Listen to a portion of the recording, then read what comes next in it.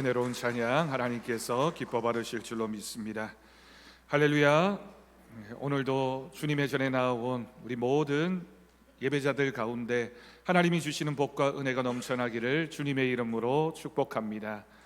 그럼 미국에서 성공한 백만장자 100명을 조사했더니 여러 가지 결과가 나왔는데 그 중에 하나가 이 사람들이 어떻게 해서 성공하게 되었을까 조사하고 찾아보니 이 사람들의 공통점이 있었다고 합니다. 그것은 어떤 상황에서도 상대방의 장점을 잘 발견해내는 사람, 상대방의 부족함이나 단점보다 장점을 잘 찾아내서 칭찬하고 격려하며 함께 그 장점을 개발해내는 사람들이 성공한 인생을 살았다라고 하는 것이죠. 여러분, 우리 주변에도 또 나에게도 그런 모습이 있습니다. 다른 사람의 단점을 잘 찾아내는 사람이 있는가 하면 장점을 잘 찾아내서 그 사람을 격려하고 세워가는 사람들이 있습니다.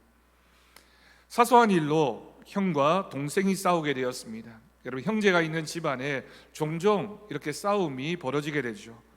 그것을 보고 엄마가 형을 나무라게 됩니다.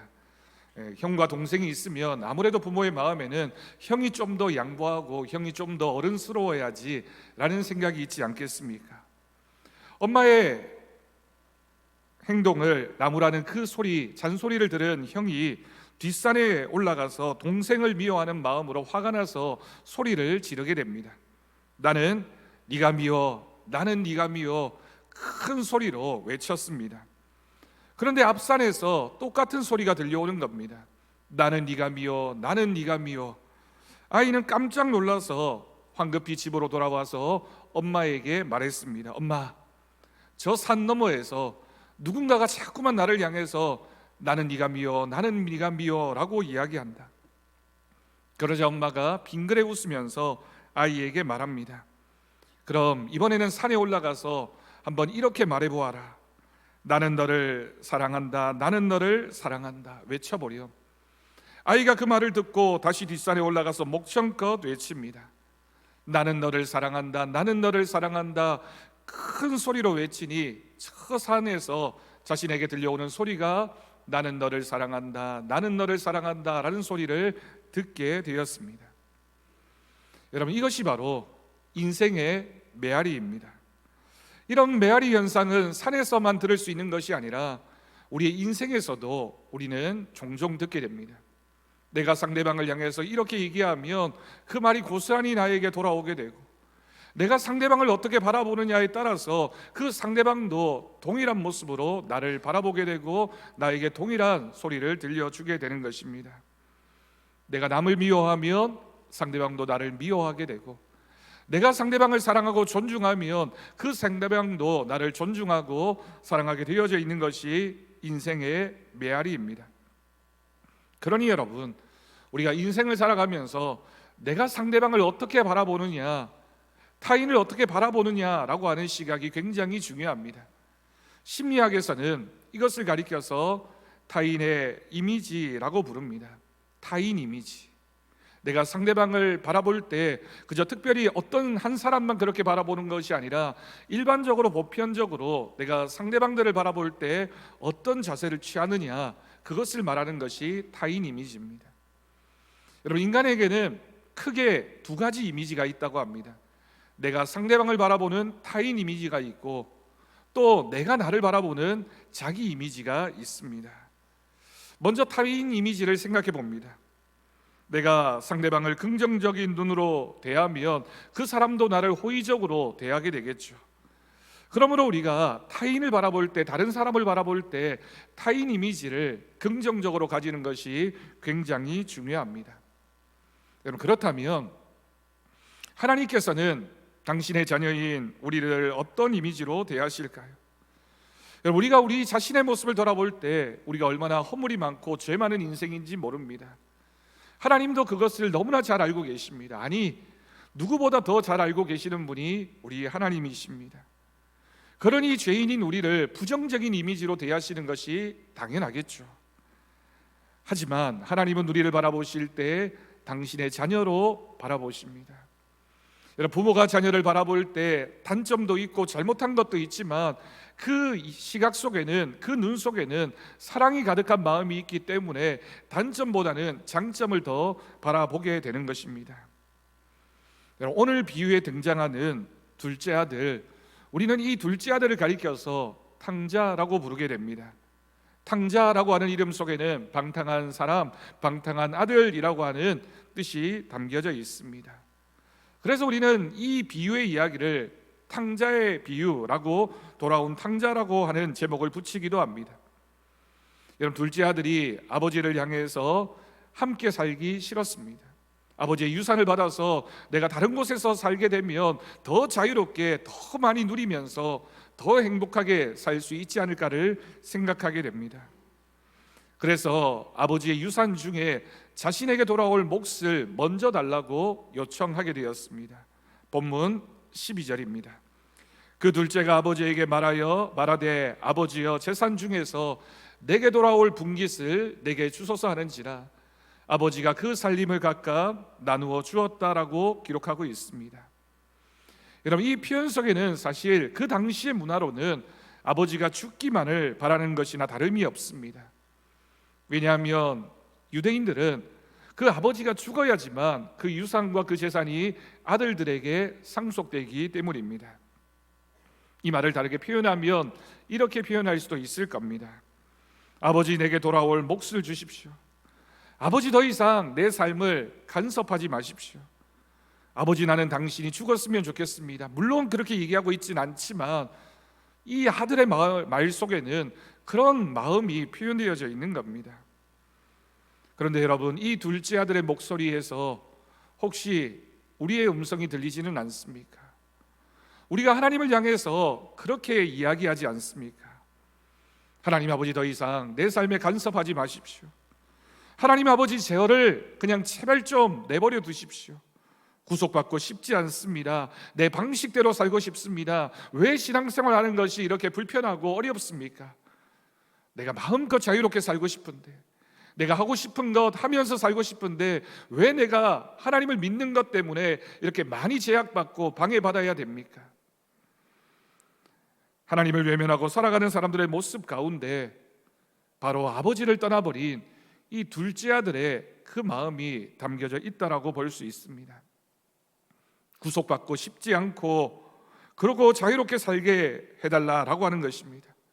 내 방식대로 살겠다는 것입니다. 여러분, 그런데 그렇게 하면 정말 참 자유가 보장될까요? 우리는 믿음의 사람이기 때문에 알고 있습니다. 하나님께 매여 있는 삶이 얼마나 복된 삶인지를 알고 있습니다. 좀 불편하고 힘이 들더라도 우리가 하나님의 말씀에 순종해서 살다 보면 때가 되면 그 모든 과정을 통하여 역사하시는 하나님의 은혜를 우리가 알게 되고 하나님을 섬기며 사는 삶이 얼마나 복된 삶인지를 우리는 찾아가게 되는 것이죠. 여러분, 사춘기를 경험하고 있는 우리 어린 자녀들을 바라보면 그때는 그런지 않은 것 같습니다. 내가 이제는 판단할 나이가 되었고 나도 생각이 있고 나도 좀 자유를 누리며 살고 싶은데 아버지 어머니의 간섭이 불편하고 그것이 싫어서 내가 아버지 어머니를 떠나면 훨씬 더 자유롭게 살고 싶지 않은가라는 생각들을 하게 되는 것이죠. 신앙생활을 그렇게 생각하다 보면 좀 불편하게 느껴질 때가 있습니다. 그런데 여러분, 그 과정, 그 시간, 우리가 하나님의 말씀을 들어야 하고 그 말씀에 순종해야 하는 그 시간을 잘 보내고 나면 괜찮습니다. 오히려 신앙생활이 즐거워집니다. 기도하는 것이 즐겁고 예배드리는 것이 즐겁고 찬송하는 것도 너무나 행복스럽게 느껴지게 됩니다. 여러분, 그것이 바로 신앙의 성숙이고 신앙을 알아가는 과정이라고 할 수 있습니다. 이 둘째 아들은 그런 생각을 하지 못했습니다. 아버지의 품을 떠나면 행복할 것 같았지만 고생길이 시작된 것입니다. 하나님을 떠나 살게 되면 모든 게 형통하다, 여러분, 그런 시간이 오게 된다면 사실은 그것은 위험한 신호입니다. 하나님을 떠나서 형통한 것, 하나님을 떠나 있는데 성공한 삶을 사는 것, 그것이 바로 위기이고 그것이 바로 위험입니다. 이 둘째 아들이 그 사실을 실패를 경험하고 나서야 발견하게 된 것입니다. 둘째 아들은 재산을 가지고 길을 떠납니다. 그런데 그 떠나간 그곳에서 허랑방탕하여 재산을 다 낭비해 버렸습니다. 설상가상으로 자신이 살고 있던 그 지역에 흉년이 크게 들게 되고 그 흉년으로 인해서 먹을 것이 없게 되었습니다. 본문 14절입니다. 다 없앤 후 그 나라에 크게 흉년이 들어 그가 비로소 궁핍하게 되었다라고 기록하고 있습니다. 자신이 아버지께 물려받은 재산도 다 없어졌지만 그 나라에 마침 흉년이 들게 되고 자신의 삶의 궁핍함, 먹을 것이 없는 그런 상황에 내몰리게 된 것입니다. 그래서 이 둘째 아들이 넉넉한 재산을 가진 사람을 찾아가서 몸을 의탁하게 되는데 그 주인이 이 둘째 아들을 들로 보내어서 돼지를 치게 했습니다. 유대인들은 본래 돼지를 부정한 짐승으로 생각해서 가까이 하지 않습니다. 하지만 먹고 살기 위해서, 생명을 유지하기 위해서 부정하고 더러운 짐승이지만 그것이라도 내가 쳐야지라는 생각을 가지고 그 주인의 명령에 따르게 된 것입니다. 그는 돼지를 치면서 아마 생각했을 겁니다. 내가 지금까지 가장 부정하고 가장 더럽다라고 생각했던 그 돼지의 모습이 바로 지금 내 처지구나. 내가 아버지를 떠나서 이렇게 불행한 인생이 되었구나라는 사실을 알게 된 것입니다. 바로 그때 둘째 아들이 정신을 차리게 됩니다. 본문 17절 말씀입니다. 이에 스스로 돌이켜 이르되 내 아버지에게는 양식이 풍족한 품꾼이 얼마나 많은가. 나는 여기서 줄여 죽는구나. 둘째 아들은 그 생각이 들게 되자 내가 아버지에게로 돌아가야 되겠다라는 생각을 하게 됩니다. 자, 이제 아버지에게 달려 있습니다. 아버지는 과연 자신에게서 그 유산을 받아 나가서 허랑방탕해서 다 재산을 낭비해버린 그 둘째 아들을 어떻게 대하실까요? 아버지가 긍정적인 이미지로 이 아들을 대하실까요? 아니면 부정적인 이미지로 이 아들을 대하실까요? 이런 구제불능의 놈, 내가 뭐랬냐, 에이 그 꼴하고는 이 둘째 아들을 야단치고 있습니까? 에이 동네 창피하다 거지 같은 놈, 나쁜 놈, 멍청한 놈, 욕을 하면서 이 둘째 아들을 대하셨을까요? 놀랍게도 아닙니다. 이 아버지는 긍정으로 이 아들을 보고 있습니다. 그 상징적인 표현이 오늘 말씀에 기록되어져 있습니다. 아직도 거리가 먼데 둘째 아들은 고개를 푹 숙인 채 고향집으로 돌아오고 있는데 아버지가 멀리서 기다리고 있다가 그 둘째 아들을 바라보고는 달려가서 그 둘째 아들을 얼싸 안아줍니다. 아버지가 아들을 먼저 보았던 것입니다. 아들이 너무 가련하고 불쌍해 보였습니다. 가슴이 저며오는 통증도 느꼈습니다. 그래서 아들에게 달려가 얼싸 안습니다. 내 아들아 라고 부르고는 그 뺨을 부비며 울었습니다. 누가복음 15장 20절, 23절, 24절을 보면 아버지의 마음이 어떠했는지, 아버지가 어떤 마음으로 이 아들을 대하고 있는지를 상세하게 기록하고 있습니다. 여러분, 먼저 20절을 보십시오. 아들을 만난 아버지가 얼마나 크게 기뻐하고 있는지, 그 아들을 향해서 아버지가 얼마나 큰 기쁨을 표현하고 있는지를. 23절을 보십시오. 우리가 먹고 즐기자라고 잔치를 벌이고 있습니다.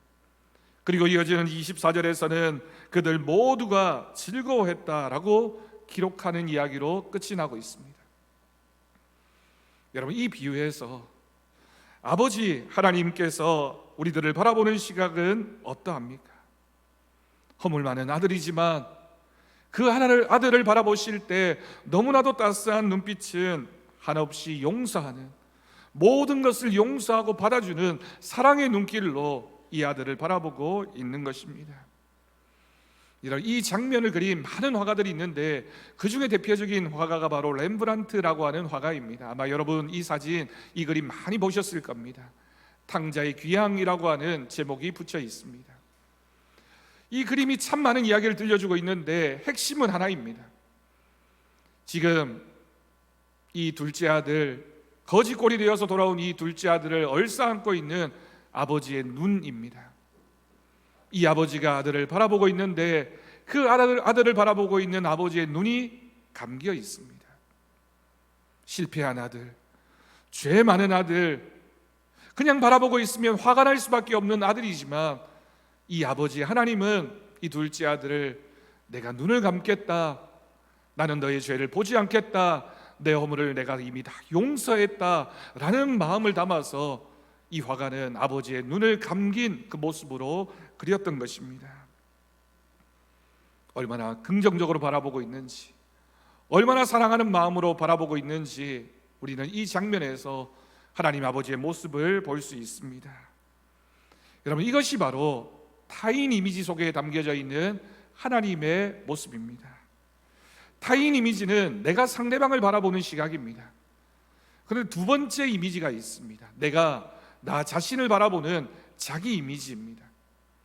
우리가 이 세상을 살아가면서 끊임없이 나를 성찰합니다. 나를 바라봅니다. 이걸 가리켜서 자기 이미지라고 부르게 됩니다. 내가 나를 향해 부정적인 생각을 가지고 부정적인 생각으로 나를 바라보게 되면 자꾸만 나는 부정적인 행동을 하게 되고, 반대로 내가 나를 긍정하고 나를 밝은 눈으로 떠올리게 되면 나는 점점 더 긍정적인 행동을 하게 되는 것이죠. 이게 바로 자기 이미지가 가지는 힘입니다. 네, 여러분, 타인 이미지이든 자기 이미지이든 중요한 것은 내가 남을 바라볼 때 또는 나를 바라볼 때 그 기준 가운데 하나님께서 나를 어떻게 바라보고 계시느냐라고 하는 것을 아는 것이 중요합니다.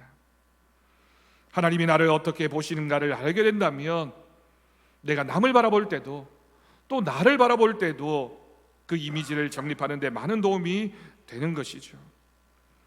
우리는 누구보다도 나 자신을 더 잘 알기 때문에 스스로 부정적으로 인식하기가 쉽습니다. 우리가 얼마나 허물이 많은 사람들이며 죄가 많은 사람들이고 실수가 많고 허점이 많은 사람들입니까? 그러다 보니 우리가 신앙생활을 하면서도 끊임없이 하나님께서는 나를 그렇게 바라보고 계실까요? 하나님은 나를 다 알고 계시는 분이시니 내 죄를 바라보시는 하나님이 무섭게 느껴지고 하나님이 나를 부정적으로 바라보고 계신다라고 생각할 수밖에 없습니다. 하지만 여러분, 오늘 말씀은 그런 우리들의 생각을 바꾸라고 말씀하십니다. 하나님이 우리를 바라보시는 시각은 용서의 눈이며 사랑의 눈이며 긍정의 눈으로 우리를 바라보고 계십니다. 왜냐하면 하나님의 눈에는 우리 모두가 똑같은 사람들이기 때문입니다. 우리는 서로를 바라보면서 저 사람은 조금 더 훌륭하고 저 사람은 조금 더 바르고 저 사람은 조금 더 악하고 저 사람은 뭔가 잘못되었고 라고 비교하는 시각으로 바라보지만, 하나님께서 인간을 바라보시게 되면 우리는 사실 다 비슷한 사람들입니다. 약간의 차이는 있겠지만 우리 모두는 다 죄인이고 하나님 보시기에 너무나도 부정적인 모습으로 이 땅을 살아가고 있는 사람들입니다. 그런데 하나님이 우리를 바라보시는 그 시각은 동일합니다. 우리가 어떤 사람이든 어떤 모습이든 중요한 것은 오늘 본문의 이 둘째 아들처럼 하나님의 사랑을 생각하고 아버지 하나님께로 돌아와서 아버지 하나님께 용서를 구하면 하나님은 우리를 용서하시는 분이시고 우리를 긍정하시는 분이심을 우리는 믿습니다. 여러분, 여기에 바로 믿음이 필요하고 확신이 필요합니다. 하나님께서 이런 나를 사랑하고 계신다라고 하는 확신입니다. 나를 사랑하셔서 나를 지키시고 돌보아 주시고 책임져 주신다는 생각, 여러분, 그 생각이 바로 믿음입니다. 어떠한 일이 있어도 하나님은 나를 버리지 않으신다라고 하는 굳센 믿음을 가질 수 있기를 바랍니다. 하늘이 무너져도 이 세상은 다 변해도 하나님의 사랑만큼은 변하지 않는다라는 확신을 가지는 것이 바로 믿음입니다. 그런데 여러분, 오늘 말씀에서 이 아버지의 사랑은 큰 아들에게도 마찬가지로 나타나고 있습니다. 누가복음 15장 31절 말씀입니다. 아버지가 이르되 예 너는 항상 나와 함께 있으니 내 것이 다 내 것이다 라고 하는 표현입니다. 여러분, 우리는 작은 아들은 뭔가 잘못했고 큰 아들은 아버지 곁에 있었으니 말 잘 듣는 아들, 착한 아들이라고 생각할 수 있지만 성경은 두 아들을 향해서 아버지의 마음이 동일하다라고 하는 것을 표현하고 있습니다. 아버지의 마음은 작은 아들이나 큰 아들이나 똑같이 대하고 있는 것입니다. 여러분, 우리는 그것을 믿어야 합니다. 이 생각, 이 믿음이 확고할 때 내가 나를 바라보는 자기 이미지도 또는 내가 상대방을 바라보는 타인 이미지도 건강해질 수 있고 긍정적인 생각으로 신앙생활을 할 수 있습니다. 물론 내가 나를 바라보면 그것이 쉽지 않겠지만 하나님께서 나를 그렇게 바라보고 계시니, 하나님께서 나를 통하여 다른 사람도 그렇게 보라고 말씀하고 계시니 우리가 그런 생각, 그런 마음을 가지고 살아가는 것이 우리의 신앙에 있어서 굉장히 중요하다라는 사실 여러분 꼭 기억할 수 있기를 바랍니다. 여러분들과 함께 영상을 하나 보려고 합니다. 여러분, 이 영상에는 우리가 나를 바라보고 남을 바라볼 때 어떤 생각을 가지고 바라보느냐가 얼마나 중요한 차이점이 있는지를 알게 해주는 그런 영상입니다. 여러분 한번 보시면서 깊이 있게 생각해 보시기를 바랍니다. 시각벼랑의 한음이 도전. 맞은편에 엄마를 바라보는 한음이. 이때 웃음기 없는 표정으로 한음이를 바라보는 엄마. 몇 걸음 채 가지 못했는데 자신의 키보다도 높아 보이는 낭떠러지에 깜짝 놀란 모습. 어쩔 줄 모르는 한음이 엄마에게 간절한 눈빛을 보내지만 되돌아오는 것은 엄마의 싸늘한 표정뿐. 무심한 엄마의 행동에 결국 시각벼랑을 건너지 못하고 제자리로 다시 돌아갔다. 연우에 이어 한음이 역시 시각벼랑을 건너지 못하고 포기. 아이들은 무표정한 엄마의 얼굴을 보는 즉시 제자리로 돌아갔다. 심리학적으로는 거울 이미지 효과라고도 하고요. 부모의 그런 부정적인 감정이나 태도가 아이들한테 결국엔 대물림이 되고 전달될 수 있는 그런 효과를 가지고 보시면 될 것 같아요.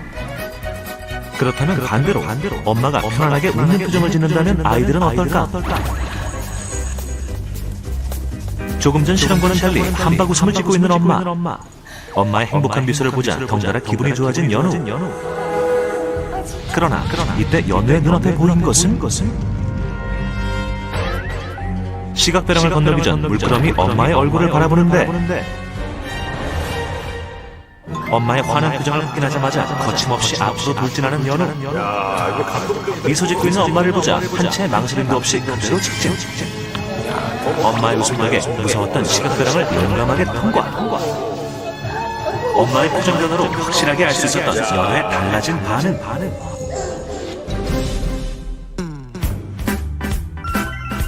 이번엔 한음이의 차례. 엄마가 행복하고 밝은 목소리로 자신의 이름을 불러주자 한결 편안해 보이는 한음이의 표정. 앞으로 갈까 말까 주저했던 때와 달리 단번에 시각벼랑 통과. 엄마의 미소에 시각벼랑 건너기 대성공. 엄마의 표정이나 진짜 말 하나하나가 진짜 아가한테 제일 중요한 걸 알았어요. 엄마 표정을 보고 많이 웃으니까 앞으로 더 많이 웃어서 애기들 좀 밝게 키워줘야 되겠다 생각했어요. 제가 웃으면 아가도 웃거든요. 애기가 웃으면 저도 엄마는 웃게 되잖아요. 웃음은 전염이 되는 것 같아요. 아이들에게는 엄마의 웃음지수가 곧 아이의 웃음지수. 지금 스토리온 우먼쇼를 보는 우먼들이여 다 함께 스마일. 하나님께서는 우리를 어떻게 바라보고 계실까요? 우리는 하나님을 어떻게 바라보고 있습니까? 하나님이 우리를 향해서 긍정하고 계시면 우리도 나를 바라보면서 긍정할 수 있고 또한 내가 남을 바라볼 때도 얼마든지 긍정할 수 있습니다. 하나님은 사랑이십니다. 하나님은 끊임없이 우리를 용서하시는 분이십니다.